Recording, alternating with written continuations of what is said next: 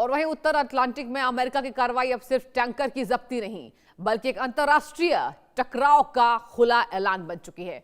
रूसी जहाज मैरिनेरा की गिरफ्तारी में फंसे 3 भारतीय अब वैश्विक राजनीति के मोहरे बनते दिखाई दे रहे हैं।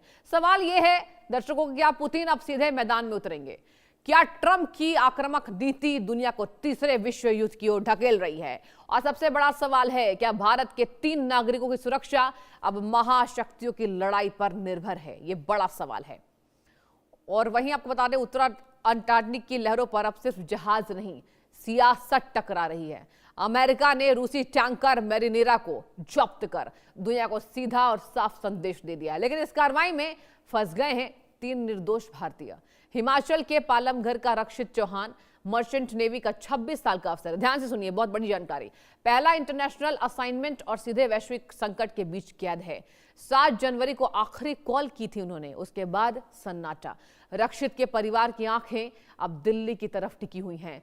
प्रधानमंत्री से गुहार, विदेश मंत्रालय से उम्मीद है। रूस के दबाव में अमेरिका ने 2 रूसी नागरिक को छोड़ दिया है। आगे सुनिए, लेकिन 3 भारतीय अब भी हिरासत में हैं। 28 लोगों के क्रू में 17 यूक्रेनी, 5 जॉर्जियन, 3 भारतीय और 2 रूसी। अमेरिका क्या कहता है सुनिए जरा। प्रतिबंधों का उल्लंघन है। रूस कहता है खुले समुद्र में कानून तोड़ा गया।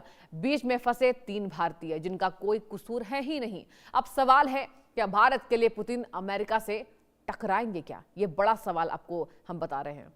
तो देखिए, यहां पर भारतीय नागरिक फंसे हैं और इसी को लेकर यह बात सामने आ रही है कि क्या भारतीय नागरिकों का यह कसूर है? खबर क्या है सुनिए जरा। रूसी टैंकर मैरिनेरा जब्त कर लिया गया है अमेरिका के द्वारा। 28 क्रू मेंबर इसमें हिरासत में हैं। 3 भारतीय, 3 इंडियन सब भी कैद हैं। रूस के दबाव में 2 रूसी रिहा कर दिया गया है।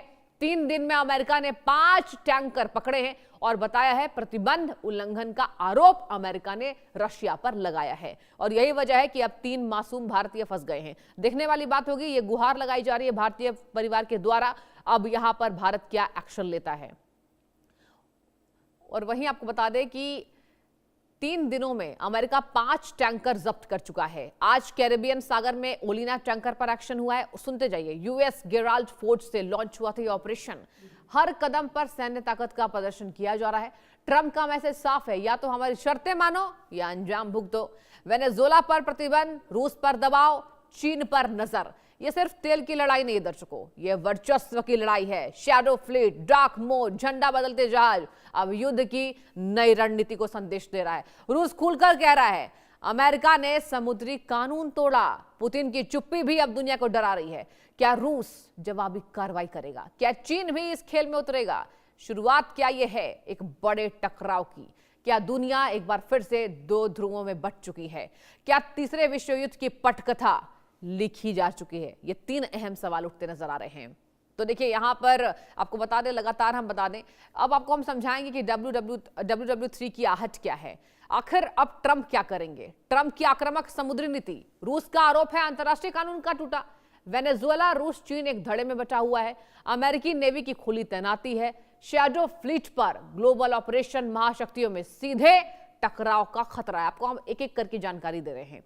आगे आपको बता दें, 3 भारतीय आज सिर्फ कैदी नहीं, जो इस बात का सबूत है कि वैश्विक राजनीति में आम नागरिक कितना असहाय हो सकता है।